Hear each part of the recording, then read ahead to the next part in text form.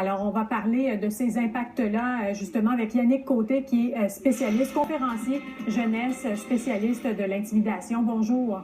Bonjour, bonjour. Alors, on le sait, on se souvient tous des enseignants marquants dans notre jeunesse, que ce soit pour les bons ou les mauvais côtés. Mais là, quand un enfant est humilié par un enseignant devant d'autres élèves, et ça semble être un problème qui revient dans plusieurs établissements, comment vous voyez la situation? En fait, ce qu'il faut comprendre, c'est que c'est pas un problème qui est général. OK? Puis tant mieux, justement, que ça arrive pas, que ça soit pas, justement, général comme problème. Mais selon moi, justement, mon expertise par rapport à ça, c'est que ça arrive de façon indirecte. Hein? Le professeur embarque dans une sorte, comme je dis dans mes conférences souvent, quand on rentre dans une école, surtout au secondaire, c'est comme une micro-société. Et ce qu'on oublie souvent, c'est que les professeurs rentrent aussi dans cette micro-société-là. Et des fois, pour entrer peut-être plus en contact avec les jeunes, va entrer un peu dans cette gang-là, dans les classes, va franchir ce genre de barrière-là, que oui, des fois, on peut la franchir pour aller chercher plus l'attention du jeune, mais il faut jamais oublier son rôle de professeur.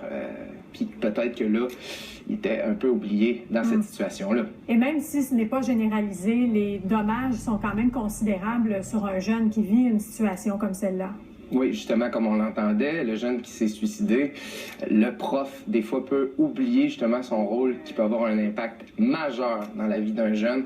Et c'est ça qui est très dommage dans cette situation-là, puis qui m'attriste énormément aussi comme conférencier jeunesse, justement. Parce qu'ils ont une influence, comme vous le dites, considérable. Il y a les parents à la maison, il y a les enseignants à l'école, les élèves qui passent le plus clair de leur temps là-bas, qui développent des liens particuliers avec les enseignants qui vont les marquer à vie. Exactement. Puis le fait justement que des fois, souvent, on peut entendre parler d'épuisement professionnel par rapport aux professeurs. Il faut pas que ça entre en contre avec les jeunes. Il faut pas que cet épuisement professionnel-là ou que ce jeune-là qu'on aime peut-être un peu moins comme professeur, parce que oui, on se le cachera pas, il y a des professeurs qui ont des chouchous, puis qu'il y en a qui peut-être qu'il y a des élèves qui aiment moins, mais il faut absolument pas que ça paraisse. Puis c'est pour ça que j'insiste souvent dans mes conférences, je dis aux professeurs, assistez à ma conférence. La sensibilisation, c'est pas juste pour les jeunes, mais c'est aussi pour les professeurs. Et après chaque conférence, justement, ça va autant toucher le jeune que le professeur, parce qu'une conférence, justement, de la sensibilisation, c'est comme un petit pincement qu'on fait à un moment, justement, dans une vie qui est là, qu'on peut oublier, justement, ce côté-là, qui est que, oh, on enseigne, mais oui, on a notre système avec les jeunes, on a créé un lien d'attachement avec les jeunes, mais il faut pas oublier qu'on est professeur, et ce petit pincement-là va nous remettre en place et va nous faire comme dire « Oh, OK, est-ce qu'il y a quelque chose que je fais de pas correct? » Il devrait avoir un petit devoir de réserve en tant qu'autorité et personne crédible aux yeux des jeunes. Merci beaucoup, Yannick Côté.